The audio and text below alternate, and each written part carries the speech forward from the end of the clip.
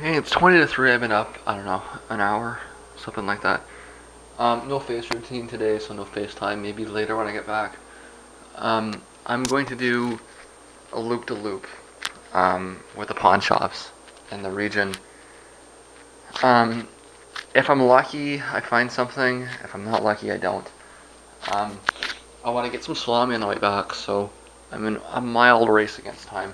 So I just gotta go. Okay, so it's 3 o'clock p.m. I have keys.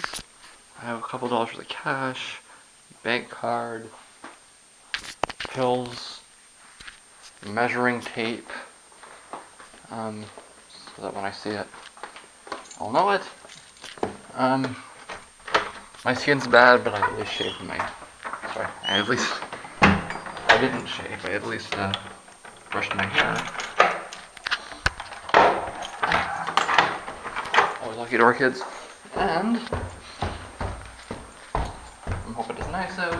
I do have I do have this bigger sweater in my knapsack, along with a computer monitor cord to test. As long as I can get power, probably good. And what's the temperature? You know, it said it's warmer today than it was yesterday, but it feels a lot colder. I might get a coffee or something. And I got my card here. That's where I left it. Okay, so um, today's journey in search of a monitor is going to take me to a pawn shop that way, and then I'm going to walk all the way down the street to another street, and then walk down that street to another street, and then walk all the way down that street. And it's once I get all the way down that street that I'll have exhausted my options. Come back, get some salami, drop the card off. But hopefully I don't make it that far. Hopefully I get home before then. Let us begin. Hey, this place is a good block from my house, and I got some options there. It's a little bit more than the Kijiji, but I mean, they gotta pay rent, they gotta pay staff. Well, maybe they don't have to pay staff, but they gotta pay rent anyways. I think, I guess, honestly. They gotta pay taxes one way or the other, right? So you would expect it to be a little bit more in the store. That's life. I'm gonna take a walk around, check a few other places. This is like, I don't need a cart for here, so I'll probably be back here before the end of the day. I'm gonna need to change the resolution. We skipped the process of transferring. I gotta go back out, bring the card back. I got this at the second store in Wyandotte. It's a little bit of a, they have to buzz you in because they've got lots of expensive things there.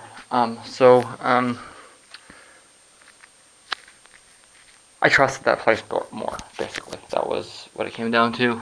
It's a good brand. I have to clean it a little. So there might be a bit of a, that's a little dirt. Okay, so it's in good shape. It works. Like I said, I'm gonna have to change the resolution because this is square and this one is more like, you know, not like a match. I don't watch a video in here ever. Anyways, yeah. So that's good. What's the damage here? I may have lost an inch. Let's double check that while we're here. I guess I gained a little bit of space on the top, but I don't think that means anything. It doesn't. Okay, so the new one is 17 and a half, like all the way through total space. This one's about 16, right? So I lost an inch and a half. I can survive an inch and a half. Any more than that, I would have started to get a little bit pissy. That's so the thing was, I kind of came to the conclusion that there was going to be a going price, right? It was 30 yesterday across the street, 25 in the first store, 25 in the second store. It just kind of clicked. Okay, it's going to cost me $25 or $30. I'm not going to get it lower than that. And it kind of added up. This was the better of the options I had in front of me. So I went with that. There's no doubt going to take me some time to get used to this aspect screen. I guess it's kind of the same as the monitor, right? Sorry, it's the same as the laptop, right? So, I mean, I'll get used to it. It's just I'm gonna have to set it and deal with it from there. Okay, so I have this picture. Well, let's just get back to what I was doing. Maybe we'll have a talk along the way at some point. I don't know. Okay, so it's 20 to 5.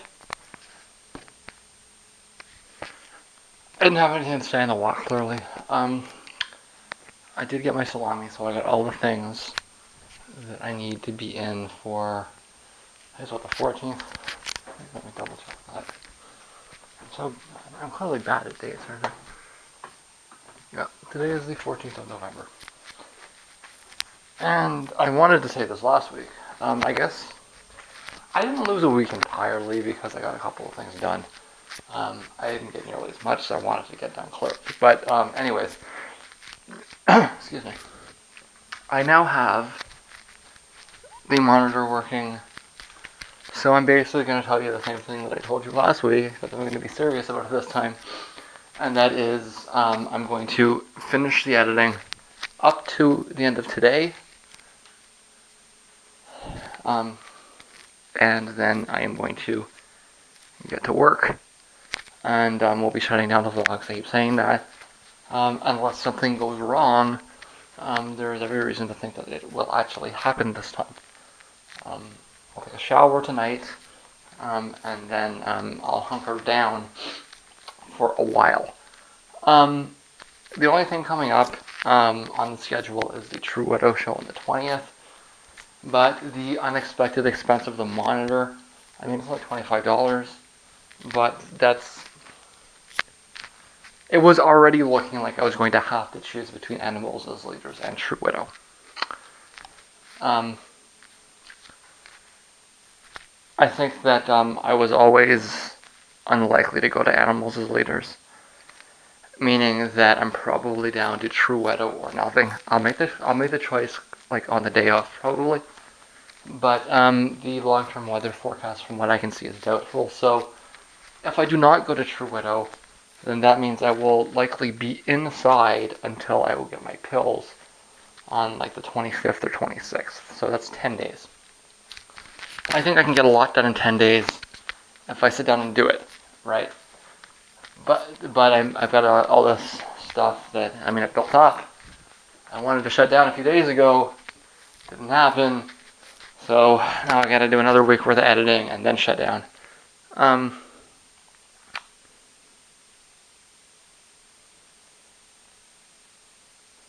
I don't expect to have anything substantial done by the end of the night. We'll find out. I mean, I might have a couple of rants or something.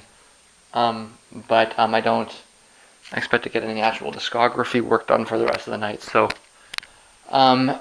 notwithstanding the possibility of some rants later on when I eat, I think we're gonna sign off on the evening of the 15th here, and well, I mean, it might actually be smooth. So again, we're back to this time thing, right? Because you're not going to see this for a week, and by then I might be caught up, and I might, so we'll have to see how that works out. But I kind of expect that what's going to happen more than likely is sometime at the beginning of December, you'll see a flood come in. So there might be a couple of days of a lag. There might not be. I can't predict the future. And from where you're standing, it's the past.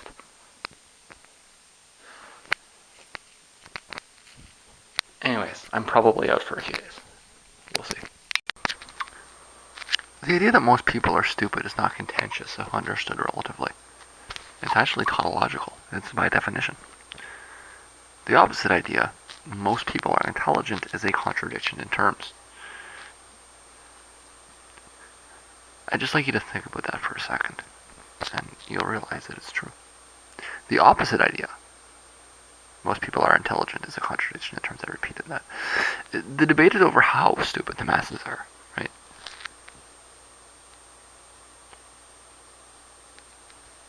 Any concept of most people is going to be stupid. The majority of people will always be stupid. There's no way to avoid that. As the average intelligence of society increases, the stupid people become less stupid. But relatively speaking, they're always stupid. Otherwise, intelligent people don't exist. If most people are intelligent, then there's no concept of intelligence. So what you're really doing is you're measuring the distance between smart and average. In an advanced society, the difference between smart and average would be smaller. Whereas in the society that we have today, the distance is increasing. So I'm just doing some editing. I'm sitting here, and something that I pointed out during actually the early stages of the election was that I would like to see an analysis of the effect that Trump's border policies would have on the price of food. I never got that. In fact, it's not even a topic that really came up. Of course, if you restrict the flow of cheap labor into Southern California, then the price of food will have to rise dramatically, because all of a sudden you'll have to pay people minimum wage. Maybe people don't get it, right? When you buy food in the store, the people that process and pick and, the farm workers are making a fraction of minimum wage because they're operating outside of labor laws because they're illegal immigrants. If you brought in a regulatory system, then all of a sudden you have to pay them 2 or 3 times as much, and the price of food is going to go way up. That is an actual factor on inflation. Labor costs have a big deal to do with prices, and therefore, if labor costs go up, then inflation goes up. There's been a lot of good criticisms of NAFTA, but nobody's ever claimed that NAFTA has increased the price of anything. And, the other consequences of the trade agreement aside, it's actually very demonstrably clear that NAFTA has reduced the price of goods. It's led to massive job losses, but certainly has reduced the price of goods. My immediate guess is something in the range of 200 to 300% levels of inflation, and a perfect storm. Because then you get this situation, which is the worst possible situation. You get the situation where prices go up and there's no jobs. So people are unemployed and can't afford to eat at the same time. And then your recession turns into a depression. Because not only do you have poverty, but you have, not only do you have unemployment, but you also have poverty. Crippling poverty. We already have poverty. Could you imagine the consequences of food going up 200 or 300% on that poverty? This will be a Trump legacy one way or another. You can count on this. Trump's policies will produce brutal inflation. Now, I know they've been saying that about Obama, right? But these are people with funny ideas about money, that they think money's real. The people that want to go back to a gold standard. People with screwy ideas of money. And they think that Obama's policies, they thought that Obama printing money would produce inflation, which is just wrong. It's just bad economics, right? What are the things that will actually produce inflation? If you look at the immigration reform, tariffs, okay, these are things that will actually produce inflation by increasing production costs, right? I'm going to stop and start because my battery is getting... I thought maybe I could do this, but I'm not going to, so let's stop and start here. And this is my last try for my questionable batteries here. Let's hope it gets me through the rant. They won't have to get me through anything else. Let's hope it at least holds for that. Normally, if it gets it this far, it gets me at least 20 minutes. So it's looking like we either got a half or a full. Like I say, it's a lot last try, so hopefully it works out. Right, so Trump will lead inflation. Or Trump will create inflation. That's clear. So I hit the internet looking for information about Trump and inflation, and I get this bunch of stuff about like bonds. Like I care about bonds, right? It's not what I'm talking about at all, right? So inflation means two different things. Inflation might mean your CPI, your basket of goods, or inflation might mean that the value of the dollar decreases. These are not the same thing. And the media tends to a lot of times when you read articles, and even articles at financial papers, they get confused. When they see inflation, they will read reports or papers where they're using inflation in the monetary sense, and they will think it means the CPI and the baskets of goods. And when you read the reports, like the paper, the article in the paper, it's clear as day that they don't understand what they're saying, right? And then you read the reports and you just want to bang your head against the wall because they don't understand that these two different concepts of inflation are, well, now my battery's gone. These two different concepts of inflation, some people have tried to tie them together, but I mean they're different ideas and they're broadly understood as being different. I'm going to have to throw these batteries away. I've got about 10 hours, so let's swap and see. Yeah, okay, so it should be just about done, so let me switch. Yeah, so I guess I'll need to get some more batteries at the beginning of December. The brand to avoid is Everready. Do not buy Everready batteries. These likewise batteries in here have been much better for much longer. I got like a half an hour, so I don't think this is gonna take me half an hour. But I thought I could do it on a dying pair. So yeah, I'm not talking about make believe money here. These bonds that don't exist, just numbers on a screen. It's not what I'm talking about. That's paper economy. It's irrelevant. Nobody cares. The Chinese will keep buying them. They can sell all their bonds as they want. It doesn't make any difference. It doesn't affect anything except the bond market. Okay. The only thing that the bond market affects is the bond market. And if people want to be stupid, then they can lose their money. It doesn't make any difference, right? The truth is that in the end, these people are probably just throwing their money away into the river, into the Yangtze. This is a panic that will not have any effect on the real economy, okay? And it's a panic that will not have any effect on anything that's going to affect real people. It's just stupid rich people being stupid. That's all that is, okay? That's not what I'm talking about at all. Like I say, I think that the confusion is probably pretty deep because I know that when I read these papers, these financial, like you read any financial journals like the Wall Street Journal, and they make this error all the time. They connect monetary inflation to the CPI, and they don't understand that these are different ideas. Like I said, there have been attempts to link them, but that's considered flunky economics nowadays. It was in vogue like in the 70s, but that was like 50 years ago, right?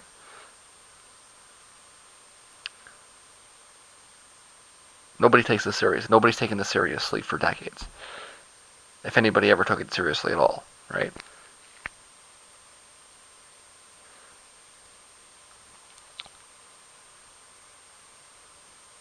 What I'm talking about is real inflation on the price of real goods, both necessities and luxuries, things that affect real people, not numbers on a screen for these stupid investors. I mean, listen, okay? I don't give a fuck about what the dollar is trading for on the money markets. I don't have any dollars. And if I did, I wouldn't trade them on the money markets. What I give a fuck about is what the price of strawberries is at the grocery store. That's what I mean when I say inflation, okay? Not the price of your dollars and your exchange. It doesn't have any effect on the real world. You got less numbers on a screen. You think I give a fuck? I don't. You think the world gives a fuck? You think the economy gives a fuck? Nobody gives a fuck. What I give a fuck about is the price of strawberries at the grocery store. And that's going to rise in ways that we haven't seen since the 70s. Because we haven't had to pay people since the 70s. And what that means is in ways that a lot of us have never seen. I've never seen that kind of inflation. I clue in the 90s. I clue in with NAFTA. When wages were coming down and prices were coming down with wages. And like I said, there's ways to adjust to this. I mean, I'm not saying that we want an economy that structurally underpays the workers. That's not what I'm saying. I'm saying is that the worst possible thing you can do is increase prices first. Because then you end up with people without jobs that have to that they can't afford to buy food. What you want to do is you want to create the jobs first and then increase the prices, but his policies won't do that.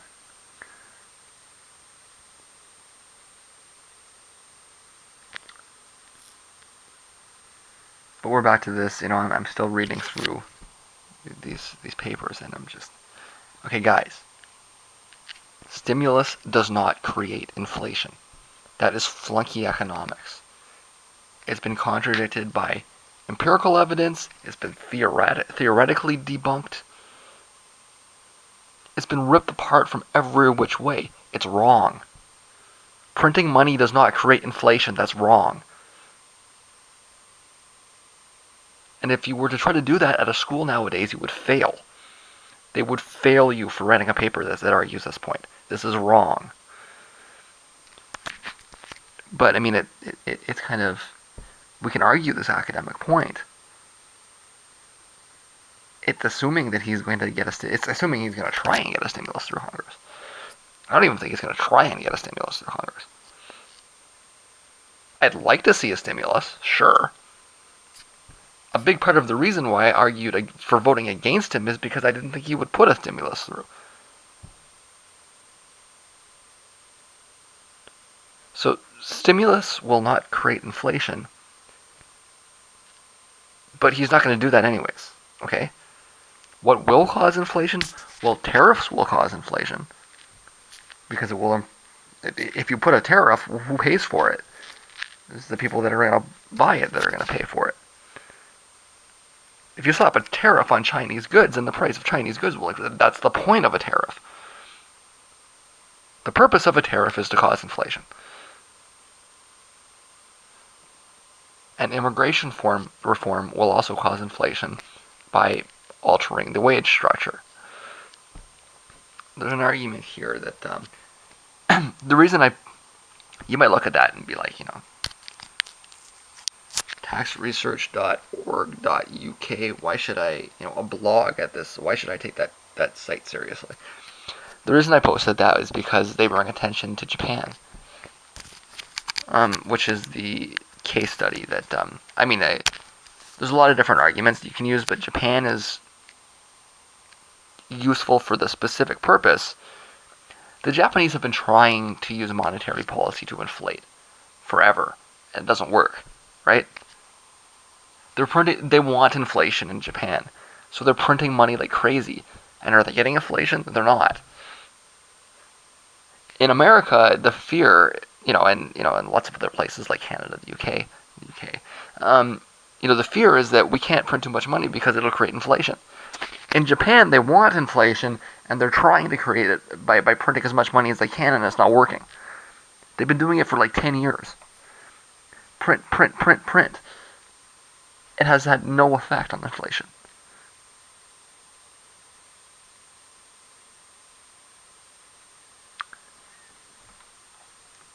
And it's one of the most contemporary arguments for the understanding. I don't want to say claim or observation. It's an understanding that there is really no connection at all between the money supply and the inflation.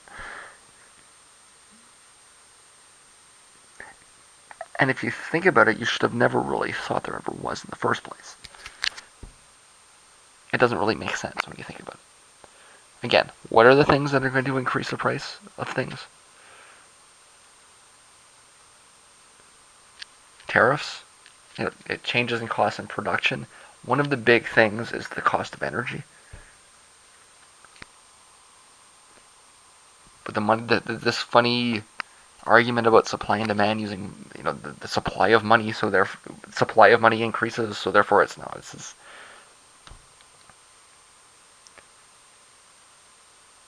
it's like trying to be meta on something that doesn't get meta, right?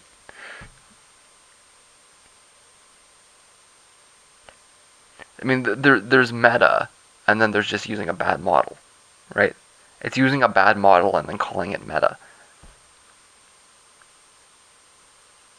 And it's not like we've had a shift in understanding. No, nobody took this idea seriously. Okay, the smart economists knew better from the start. Nobody ever thought this was a good idea. Nobody ever believed this, and it's a lie. The lie of economics. This idea that people ever no, nobody ever thought this. And so there's no conventional wisdom to overturn because it was never the conventional wisdom in the fucking first place, okay? It was a crazy idea based on something that never made sense. Like I say, it's people thinking it's meta, but it was just a bad model.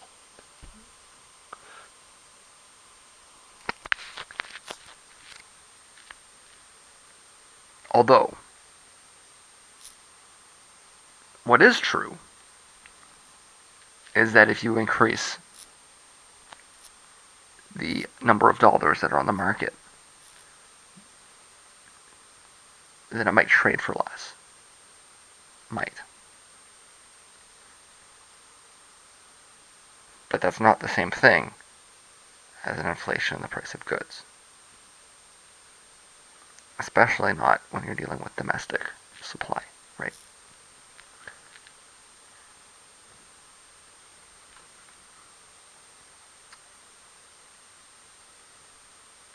It doesn't matter. Because Trump isn't going to be able to pass stimulus. And I don't even think that Trump wants to pass stimulus. If you wanted Trump to spend money, you should have given him a Democratic Congress. Or actually, let me take a step back. Trump may pass stimulus for himself. So he might say that the government's going to spend a lot of money, which will essentially work out to being a lateral transfer of money into into Ivanka's bank account or something. That might happen. I can see that happening, right?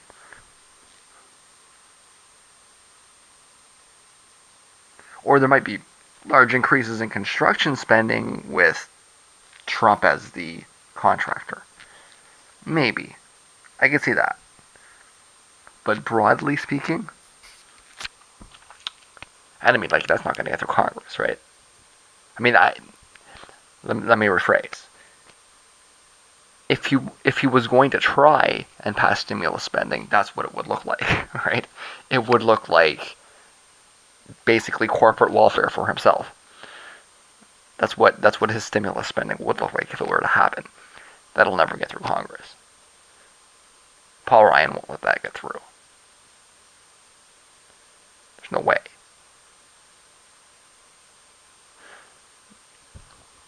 And if you wanted Trump to spend money, if you wanted loose strings, if you wanted money flowing all around all over the place, if that's really what you wanted, then you should have given him a Democratic Congress. Rather, you gave him what is probably the most fiscally conservative Congress in the history of Congresses. So I mean, if this is what you voted for, you fucked up. You should have taken a closer look at it. Maybe you didn't realize that the president has a Congress. Maybe you thought you were electing Trump dictator and he could just spend whatever he wanted. In fact, in the United States, the Congress has huge amounts of control over the purse, right?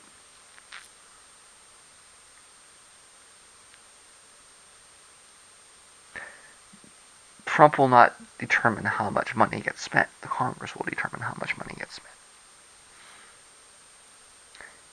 And they don't want to spend any money at all. Donald Trump will be allowed to cut taxes, but he won't be allowed to spend, except on the military. He'll be allowed to spend on that. Remember, Reagan had a Democratic Congress, or mostly a Democratic Congress. That was a big key to his deficits, right? He was able to get it all run through the House. And a lot of these Democrats were, military industrial types. They were down with spending, for, military contractors, it creates jobs, the whole thing, right? But I'm a socialist, guys, okay? Let's not pretend that I'm going to push back on, if we end up in this situation where there's this opposition to Trump because he's going to spend too much, no. I'm a socialist. Money and debt are just social constructs, so I'll compromise on Keynes, even though I'm, a good ways to the left of that. And I actually argued in this space specifically, explicitly, that you should vote for Clinton for the explicit, specific, sole, single reason that she's more likely to push for deficit spending.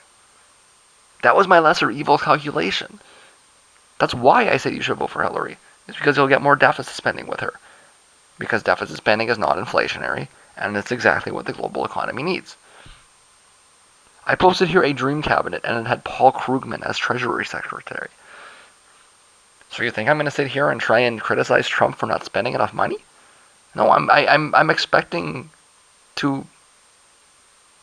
No, wait, that came out wrong. Do you think I'm going to sit here and criticize Trump for spending too much money? No, I'm expecting to sit here and criticize Trump for not spending enough money. I'm not going to flip-flop and oppose deficit spending on partisan lines. I'd be pleasantly surprised if Trump comes out and starts pushing stimulus spending. I don't expect it, okay? Rather, I think that all evidence suggests that his deficit spending promises were empty rhetoric, and that a Pence Ryan McConnell axis of dumbassery is actually going to be pushing through some brutal austerity. Do I think that Donald Trump is going to spend? No. I think that you're going to get austerity from Donald Trump, except maybe on the military. And like I say, maybe corporate welfare for himself. So the markets are out to lunch here on some Clinton machine Kool-Aid.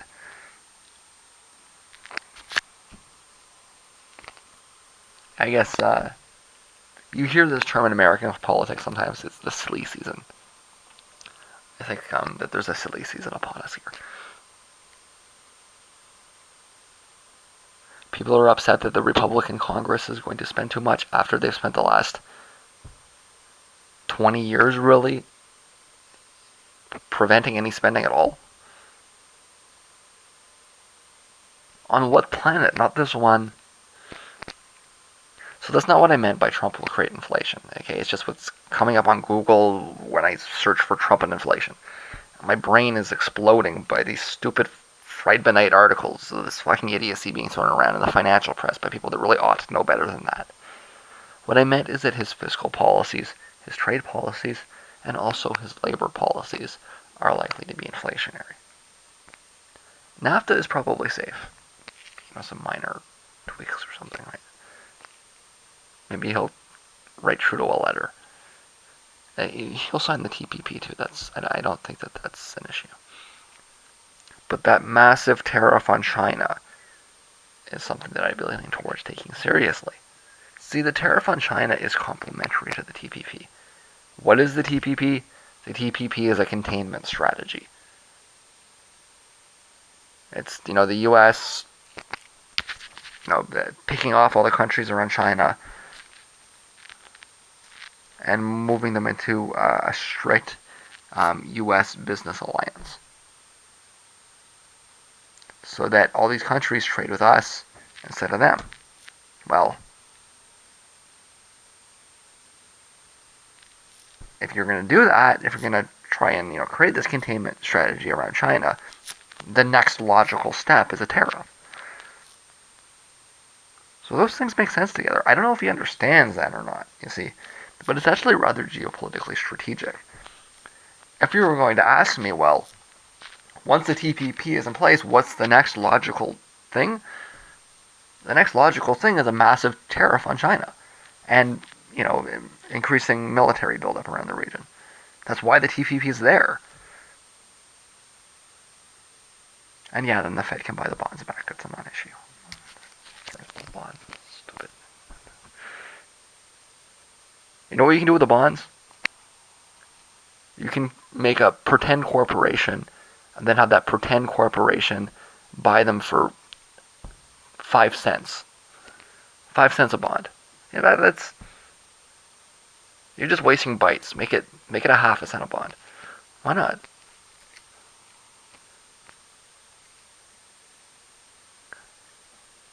What's the world gonna do? They're gonna cut America's credit rating? Right. That's hilarious.